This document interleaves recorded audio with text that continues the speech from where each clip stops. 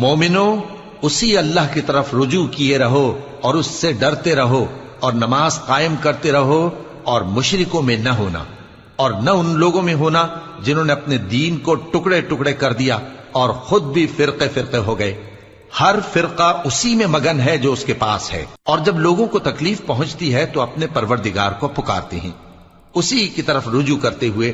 پھر جب وہ ان کو اپنی رحمت کا مزہ چکھاتا ہے تو ایک فریق ان میں سے اپنے پروردگار کے ساتھ شرک کرنے لگتا ہے تاکہ جو ہم نے ان کو بخشا ہے اس کی ناشکری کرے. سو خیر فائدے اٹھا لو، ان قریب تم کو اس کا انجام معلوم ہو جائے گا. کیا ہم نے ان پر کوئی ایسی دلیل نازل کی ہے کہ پھر وہ ان کو اللہ کے ساتھ شرک کرنا بتاتی ہے؟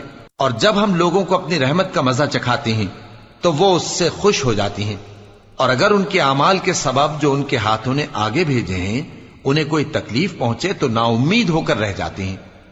کیا ان